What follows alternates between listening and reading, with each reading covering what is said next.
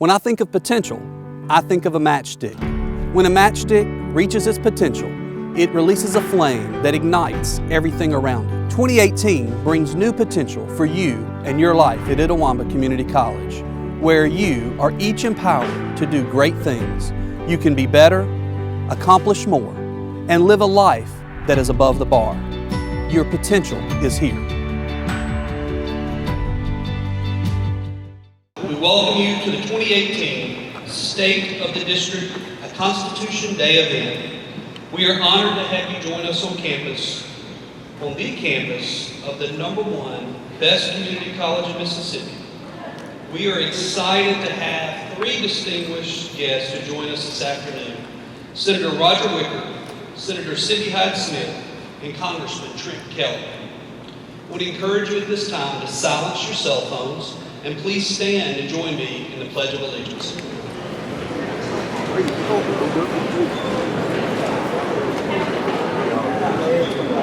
Salute, pledge. I pledge allegiance to the flag.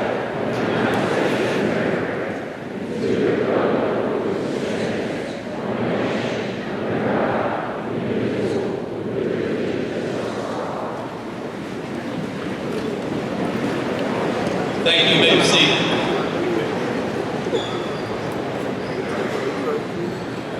I would like to take a moment and thank Randy Kelly and Three Rivers Planning and Development for helping us make this day happen. We absolutely, without a doubt, could not have made this a reality without Randy and his leadership. Thank you, Randy, for your continued partnership with ICC and the positive impact you continue to make on our region. Let's give Randy a round of applause.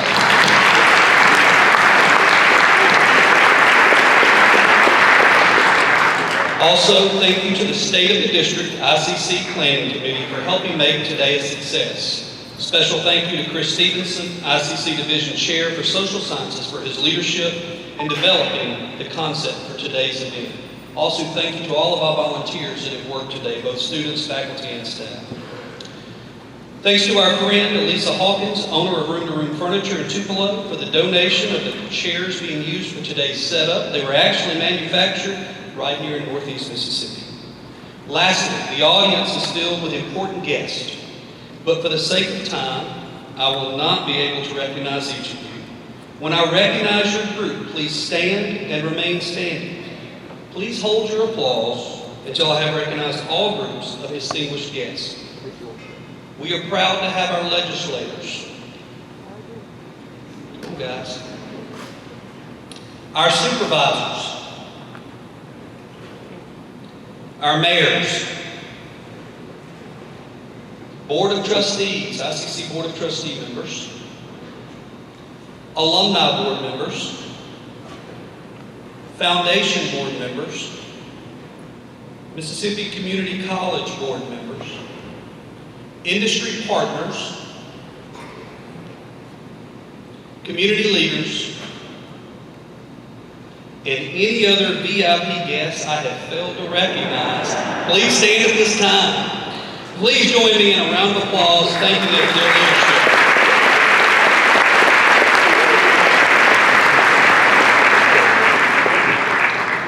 We cannot do what we do for our communities in this state without your leadership and support. Thank you so much. At ICC, we pride ourselves on qualified, caring employees and personal attention, the 2 ingredients for a quality education and college success. We are expanding the boundaries of what is possible while striving to do everything above the bar.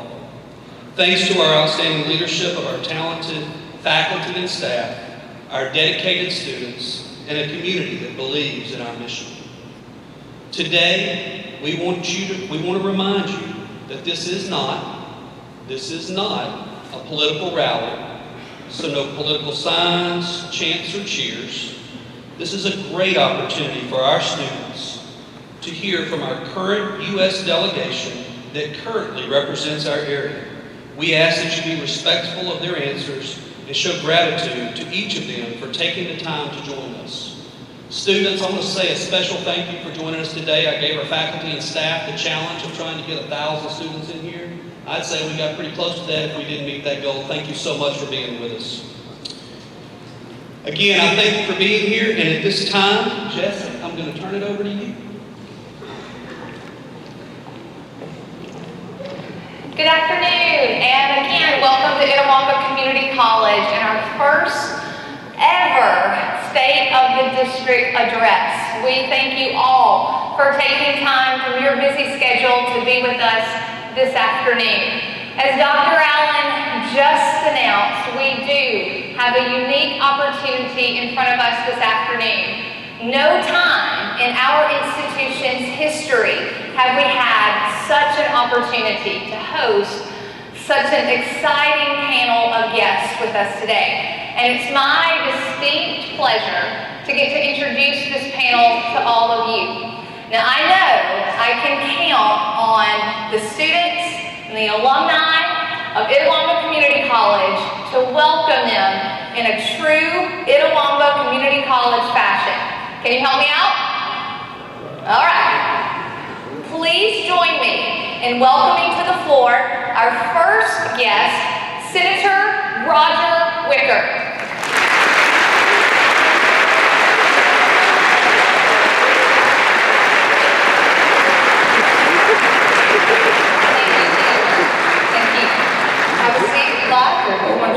Tyler Kemp told me to remain standing. That'll work. We want to follow Tyler Kemp's rules for sure. Now join me in welcoming Senator Cindy Hyde-Smith.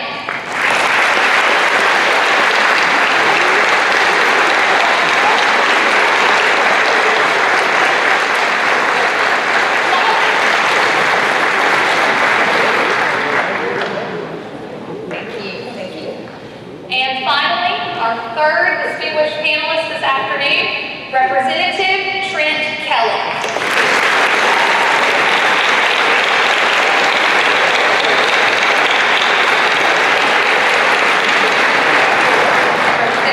Thank you for being here as well. Now, you can all have a seat. Thank you all for being here. And as Dr. Allen said, thank you for being here. Assembled here in this room are students, faculty, staff, administrators, community members, and leaders alike. And we all have one common goal in mind. You may ask, what is that common goal? Well, we would assume as Mississippians that we all here love Mississippi, right? Love Mississippi. And we want to see Mississippi become a leader in both innovation and productivity. And these three amazing individuals seated here work day in and day out to see that goal become a reality. And today, you're going to hear each of them speak about watching that goal come to fruition. We've got three things we hope to accomplish. First, each of these distinguished guests will speak to you guys as they share an opening statement, where they'll kind of share their vision for our first congressional district. Second, we'll take part in a question and answer session, and these questions have been compiled to share issues that are relevant to our district, our state, and our nation as a whole. And finally, they'll each have an opportunity to address the crowd as they share a closing statement. So, if you guys are ready, we'll get started with those opening statements. And Senator Wicker, the floor is yours.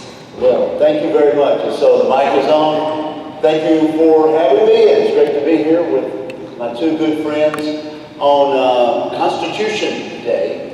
I think what I'd like to do is mention a few things going on in the first congressional district. It may bleed over into the second or down to the third, and then maybe say a word or two about the significance of this document that we celebrate today, Constitution Day. But first of all, where are we? And what can we be proud of in terms of the first congressional district in North Mississippi? So we talk about jobs, infrastructure, defense, broadband, and tourism. And I'll just run down the list real quick. We had a great event today at ICC Tupelo, where we unveiled the virtual guidance counselor that is all about getting you young people together with the best paid jobs. And I was blown away by what I heard. We're talking about first year and second year students at that campus, and perhaps at this campus too, in a year making as much as $50,000 a year, $70,000 a year, $100,000 a year. I tell you, I was blown away. And we're doing it in connection with the ARC, the TVA, CREA, and some great industries around in this area. Phenomenal program, phenomenal program. Infrastructure. We are here at the location of Interstate 22, and I see Randy Kelly in the audience. Randy, back when we missed out on an automobile dealership a few years back, what we lacked was an interstate highway. And we said, well, look at Highway 78. It looks like an interstate. It's unlimited. I mean, it's limited access. It's 4-lane. It quacks like a duck. It walks like a duck. Why don't we call it a duck? They said, no, we want an interstate highway. So the next time Toyota came looking, I had introduced a bill, had it passed by the House and Senate and signed by the President. And that's how we got Highway 78 to be Interstate 22. And it's one of the many reasons, including the leadership in this room, that we were able to get Toyota. So, Randy, thank you for being the inspiration for that, and thank you for letting me be a small part of that. So, jobs, infrastructure, defense. I hope you know that we do some of the most sophisticated defense manufacturing in the world here in the 1st Congressional District of Mississippi, and I'll just mention drones, military helicopters, radars. We do a lot of things that go into space. We do that here, and I'm proud that we do that. We also are very much involved in joining with the rest of the nation and making rural America, the great heartland of America, which includes Mississippi, part of broadband. We need to make it easier for folks in Fulton, for folks in Pontotoc, for folks in Saltillo, to be as connected as people in New York and Chicago and Los Angeles are. So we're working on that. So I think the future is bright. One reason I think the future is bright is we live under this miraculous document called the United States Constitution. They formed the Constitution of the United States. And it had a Bill of Rights that we added very soon after that. But the main thing that Constitution did was make sure that nobody in leadership got too much power. They divided the power up between the president, the courts, and the Congress, and nobody has sway over everything. Those checks and balances have kept leaders honest and have kept Americans here at the community level free. And I salute those people from 1787 for giving us the greatest government and the greatest civilization known to man. Thank you very much.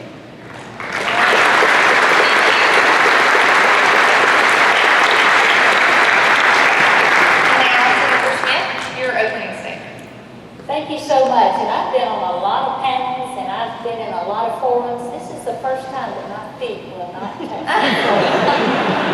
So I feel like almost a first grader sitting here, and I kept trying to feel it, but it's a good chair. It's really comfortable, and I think we can get a lot accomplished. But it is such an honor to be here today on Constitution Day. You know, I look at the young faces all across this platform here, and I just see just such a future, that you're in a place that you can prosper, you're in a place you can progress. I tell everybody at your age, I say, your life is this long, and you're right here. You've got all here to go. So I'm honored to be a part of the U.S. Senate. I'm honored to serve with these two gentlemen, because we do need to create an environment that your future is bright, that you can prosper, that you can raise a family here in Mississippi, that you can be proud of. You can have the dignity of good jobs, of a good economy. You know, our unemployment rate is lower than it has been in many, many, many years. And it didn't just happen. It's because of leaders stepping up. It's because of leaders being conscious this is the environment we need to produce. You know, I say we're here for two things, and that's jobs and the economy and less regulations, so we can provide that future for you that you deserve.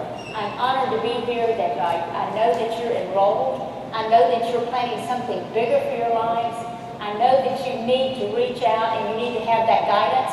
We were exposed today to career coaches. I think that is one of the best terms I've heard in many, many years. To look at young people, Senator Wildman, and say, we have a career coach here. Let's decide what you're interested in. Let's decide what career path that you want to go on. You know, you live in a safe country. We have the safest, cheapest food of anybody else in the entire world. We can go to bed at night and we don't have to really worry about the tax on the sovereign ground here in the United States. We have a lot of concerns, but we do live in a wonderful place. Opportunity is out there for you, and I'll tell you, when you don't seize it, when you don't capitalize it, it doesn't go away, it just goes to somebody else. So make sure you seize every moment, every opportunity, and always get involved and make sure you have leaders that make that pathway possible. Thank you so much.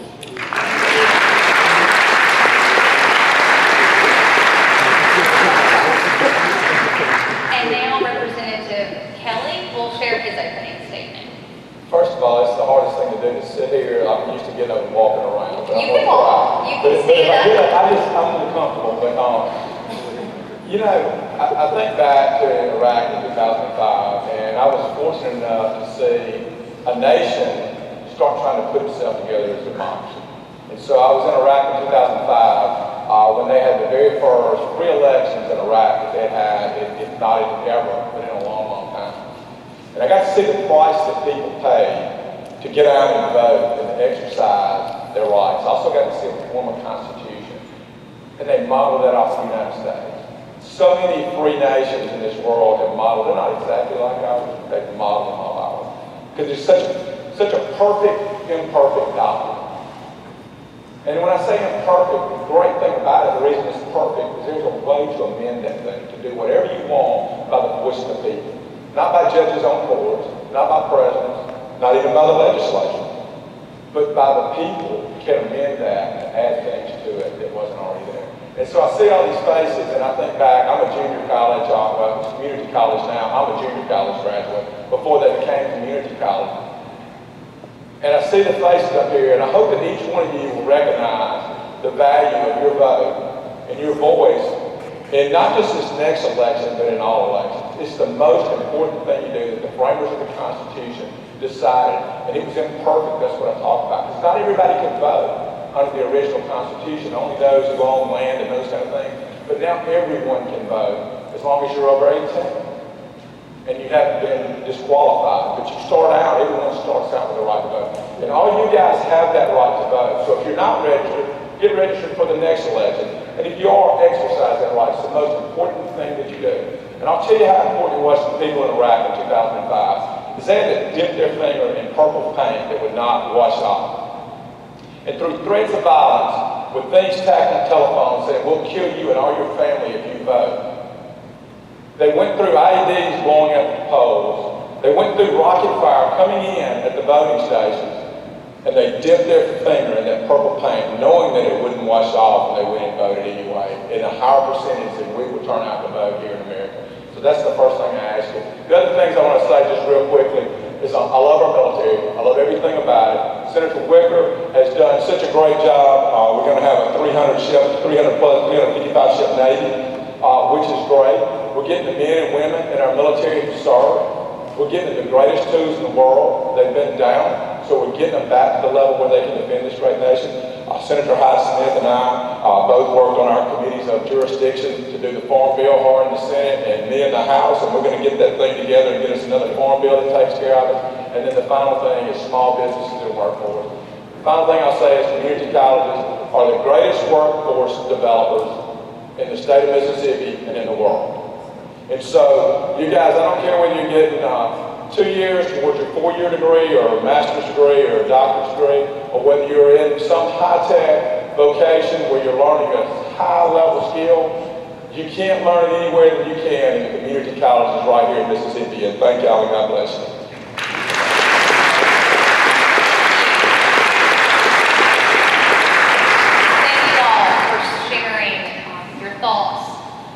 and those wonderful words, especially to our students here. You guys have such a great opportunity to hear from these minds. Such great advice.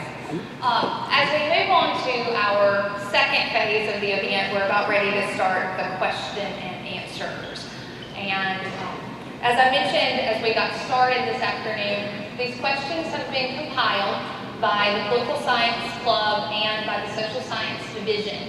And these questions will focus on issues that are relevant to our district, also to our state, and to our nation as a whole. The first question actually is for Senator Wicker. You ready, Senator? I better be. All right. Recently, the Mississippi legislature, along with Governor Phil Bryant, passed the lottery to help fund infrastructure in our state. What role does the federal government play in also supporting infrastructure in our state?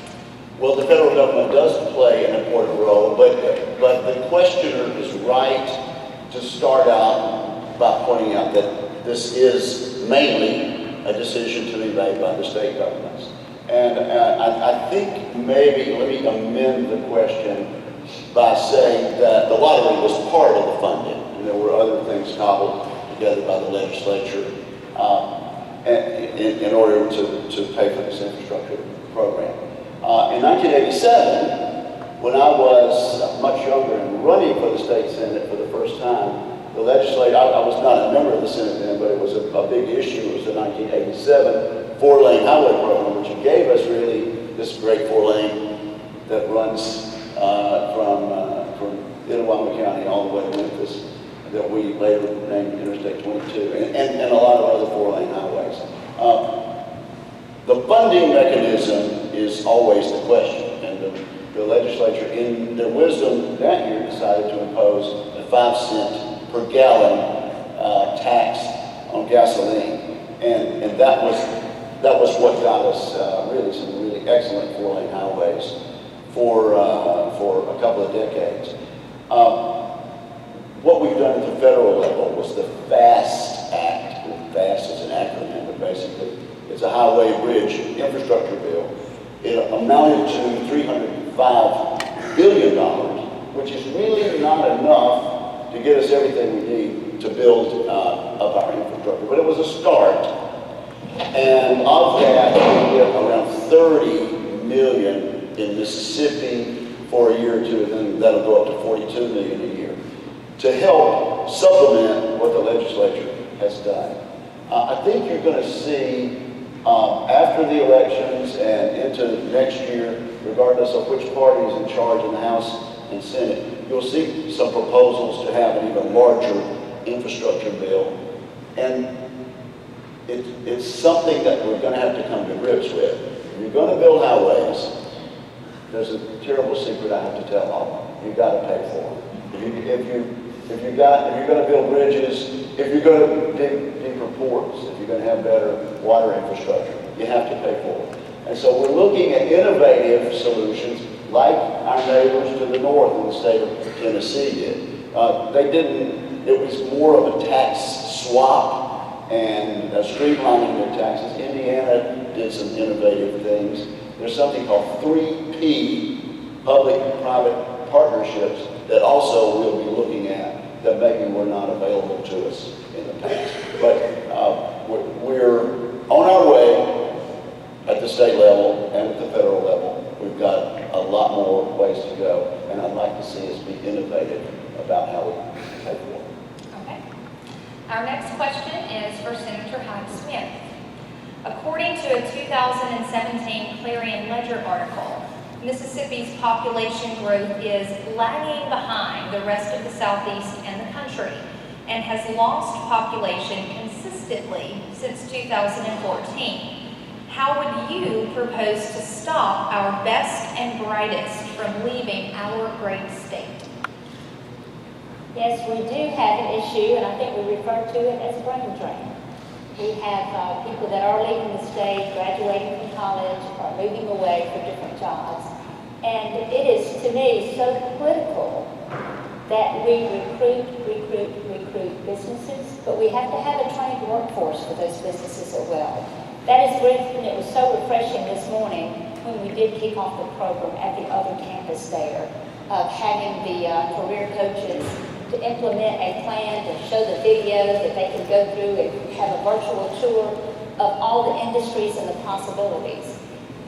This Wednesday, day after tomorrow, we will be making an announcement down in Copiah County that was really surprising to me. This gentleman came forth and he said, I had a meeting with the Commissioner of Agriculture several years ago.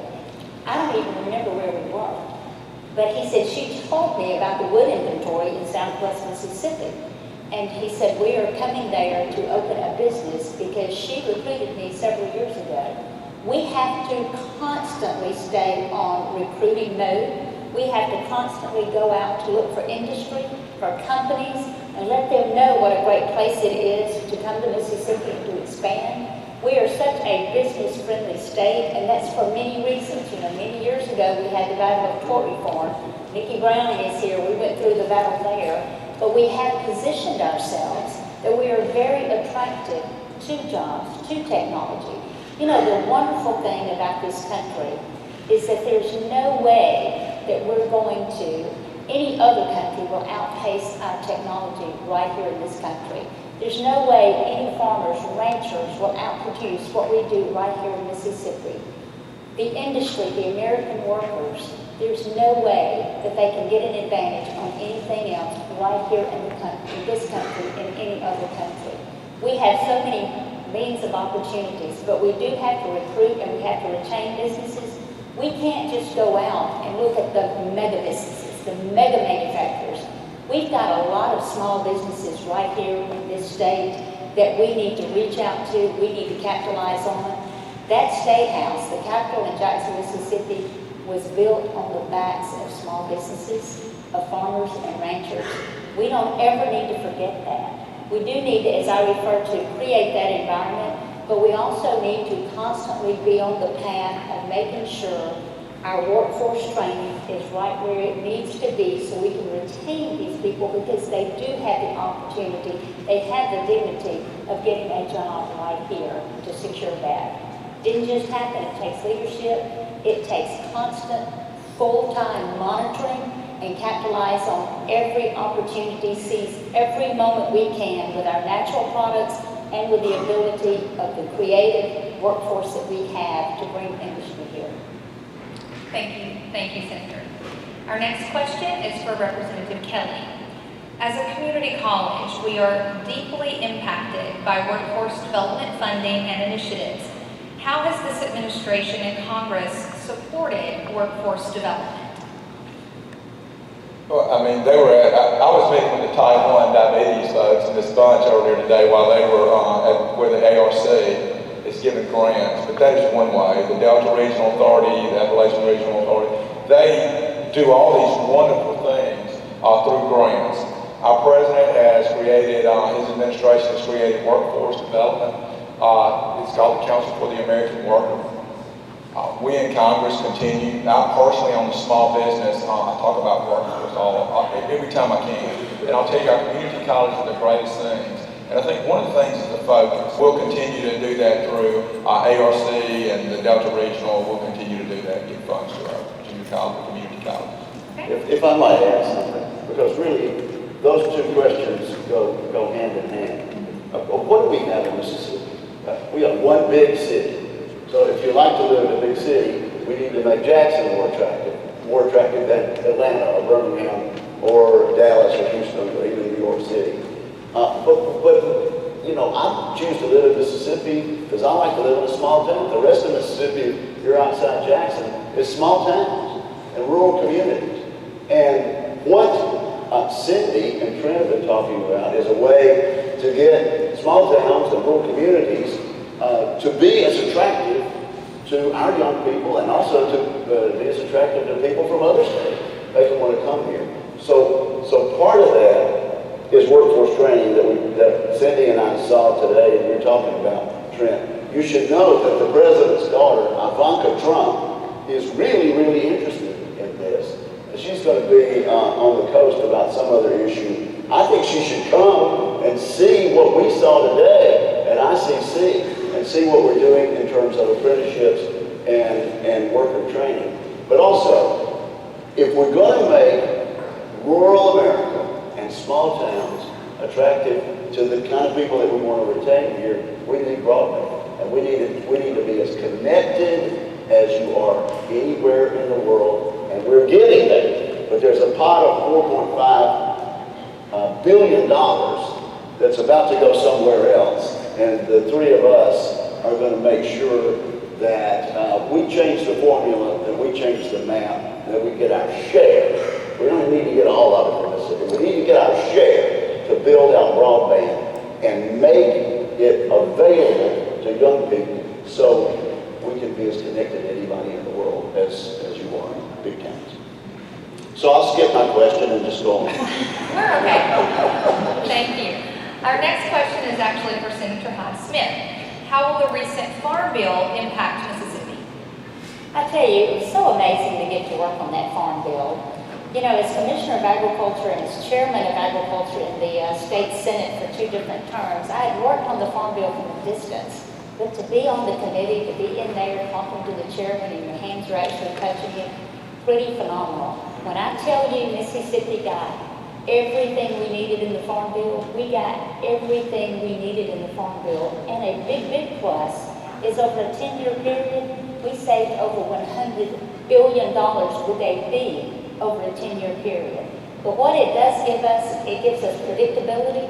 It gives us confidence that we can go forward, that we have the programs that we need in place to support our farmers, and it makes us continue to be able to provide those jobs. You know, agriculture is the #1 industry in this state. It's an $8 billion industry.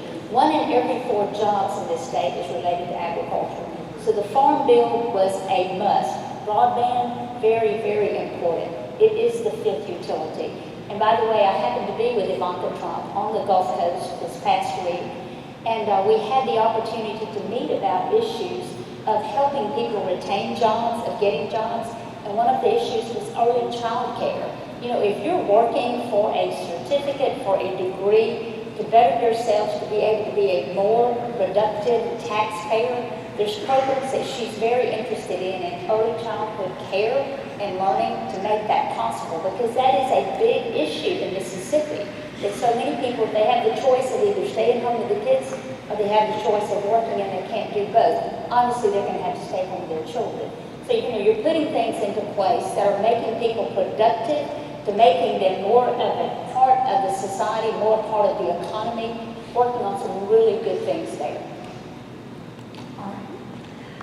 Our last question is for Representative Kelly. What do you feel are the greatest challenges facing our congressional district? There's a bunch, but now I'm a glass 3/4 full guy. You know, I think we have so many great things going on in Mississippi with our Toyota plant and all the other industries and all the high-tech defense industry that people don't even know we're here. So I think number one is we've got to find agriculture is like we were talking about Senator Hyde Smith. We have to make sure that we take care of our farmers. Those who feed our nation, a self-sustaining nation, will always be the greatest nation in the world. We don't have to rely on anyone else for food. So I think this Farm Bill and making sure we take care of a large part of our industry in Mississippi, the ag world, is great. Number two is we have to make sure we're looking for small business opportunities for all of you guys when you get out to have a job.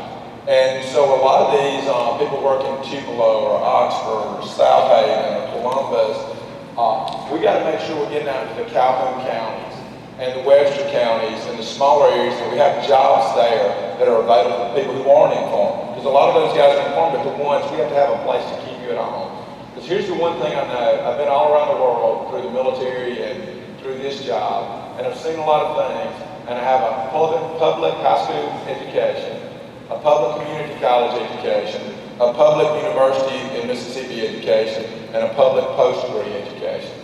And here's all I'll tell you, is our kids and our people here in Mississippi are as smarter than anyone else in the world, but we have an image problem. And that image problem starts with us not poor-mouthing and going out there and talking about who we are and being confident in the skills we bring and starting those small businesses.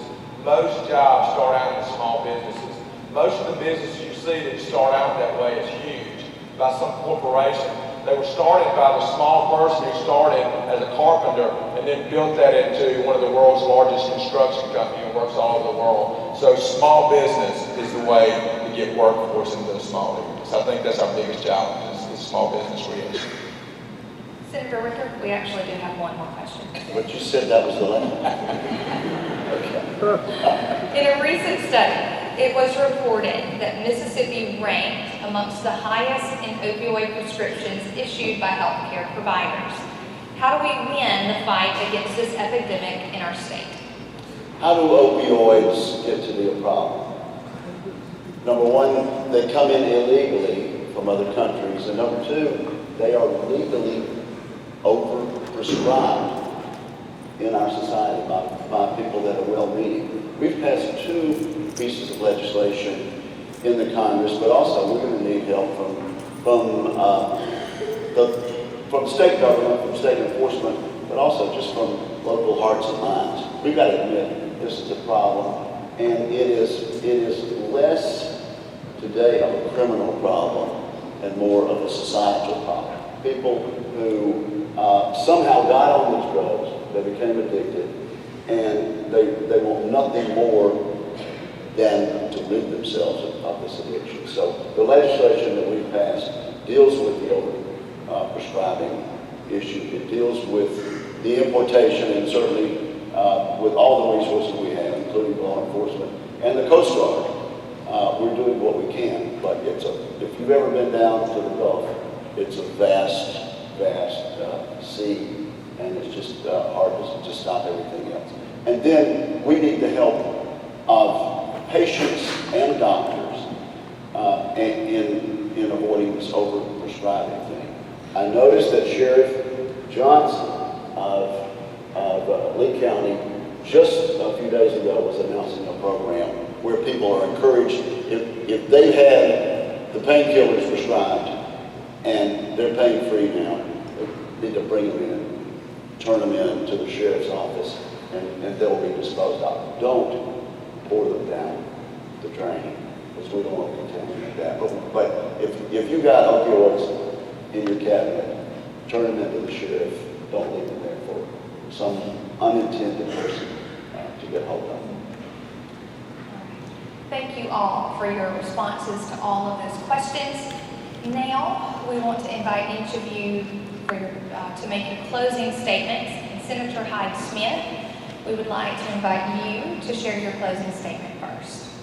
Well, I tell you, I just have never been prouder to be a Mississippian, to be an American, to see the progress that we're making right now. Good things are happening in our country. I know you see a lot of things on national news, but I promise you, the economy is doing so much better. When the corporate tax rate went from 35% to 21%, that allowed businesses to expand, it allowed pay raises, it allowed more benefits to be offered to employees. We're in a very good position right now. Please get involved. Please be a part of something bigger than yourselves. Please have that positive outlook, as Trent was saying, that we have a lot of things to brag about here in Mississippi. I live in Brookhaven on a farm. We raise beef cattle. We have a cattle auction there. I feel like I'm one of the most blessed women in the world. But it's because that we get out, we do the right things, we live in a great state. All of us have to contribute to that. It can't just be a few. Everyone in this room has to contribute to being a great state. So please continue to have these type forums. Invite us back. If you know of someone speaking somewhere, please show up. Go support those that you want to support. And please take a stand and let your ayes mean aye and your nays mean nay with any decision that you make. But politics will have a role in your life. Do not take that for granted. Mike Smith, sitting there as a supervisor, can tell you exactly that. Whether you live in the city, the county, the state, in this country, it will have a part of it. We need good government. We need to enjoy the freedoms and the liberties that we've been able to enjoy for a very long time. It can be one generation away that we don't have that. So thanks for being here. Thank you for being involved. Thank you, Senator. We appreciate your presence today. Representative Kelly? All right. You know, I'll start with all these elected officials. college boards and our higher education board, whether mayors, supervisors, state legislatures, state senators, get to know these people. And you as students, I know they're involved, but the people behind you, get to know these people. They're making a difference. And much like I talked about our Constitution, they're perfect, imperfect people. They're going to do a lot of things right and they're going to make mistakes, but we learn from making our mistakes. And we only learn from those when you tell us that we've made mistakes in a way that we're willing to be open and hear that, not yell at us, not scream at us, not yell at them, scream at them. But please come say, hey, why did you do that? I don't understand that. We're perfect, we're imperfect, but we want to be perfect, but we only do that by you guys. I guess the second thing I want to say is I believe in our future here in Mississippi. I absolutely believe that we have the greatest state in the nation and the greatest young people in the world. And so I ask that you invest in that and do your part. Whether that means voting on election day, whether that means working very hard and raising your family, or starting a family and doing your job. That's what it's about. Because our Constitution was created so that we all have the same right to get to the same destination. The difference is, though, is we all can choose different destinations. They don't have to be the same. So I say, figure out what's best for you and do your best to achieve those goals. Thank you. Thank you for being with us today. Senator Wicker? Well, I'm glad Senator Hyde-Smith made the point about politics and so much to do with our daily lives, and I appreciate what Attorney Kelly said about the leadership here. I guess, Mr. President, when you were introducing everybody, you asked, we had board members, we had county officials, city officials, state officials, and you asked if anybody else distinguished should stand. And I looked over in the stand, and I hope you'll give me this one personal privilege. And there was one guy that should have stood when you asked that, but his category had not been called. Folks, Dr. David Cole was president of this college for, a year or two. And when I see a facility like this, I know it was part of his dream. And when I see what we saw over there today, a few miles to the west of here, in terms of a facility that is going to make high wage earners out of students with a year or two at a community college, we have to take our hat off to Dr. David Cole, who served us so well and had a dream for all that sort of thing. So David, if you could stand and let us show our appreciation.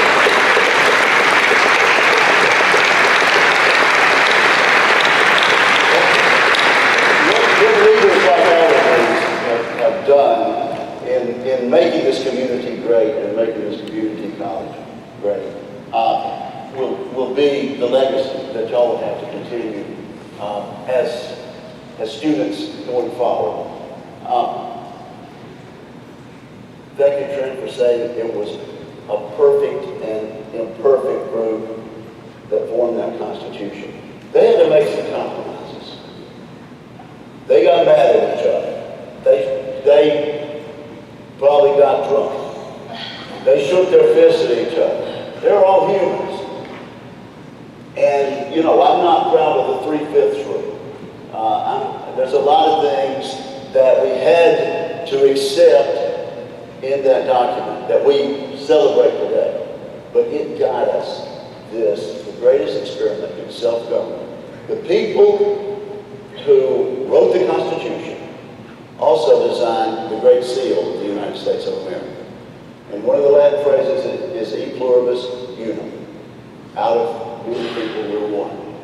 And we don't do that perfectly, but we do it better than any place on the face of the earth, ladies and gentlemen. The other was Novus Ordo Seclorum. Basically, it says we're the new order of the world. These people, in the only country on the face of the earth in 1787 that had representative government, they were audacious enough to say this little thing that we've got going on the edge of the North American continent, that we're going to call the United States of America, is so good and so profound that eventually everybody in the world will strive to be us. And they were right.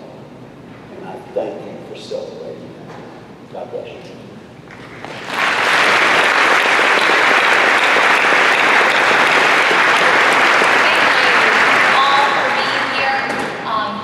We pay respect to our Constitution, as we get a vision for the state of our district, and pay respect to this great state of Mississippi and to our nation as a whole.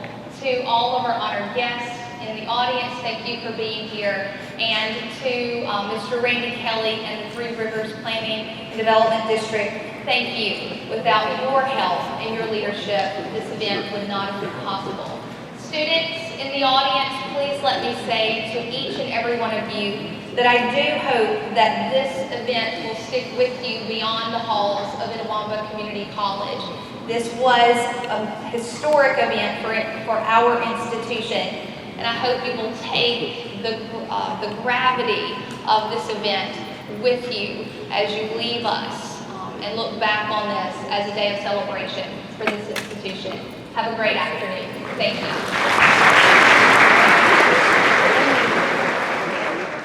When I think of potential, I think of a matchstick. When a matchstick reaches its potential, it releases a flame that ignites everything around it. 2018 brings new potential for you and your life at Itawamba Community College, where you are each empowered to do great things.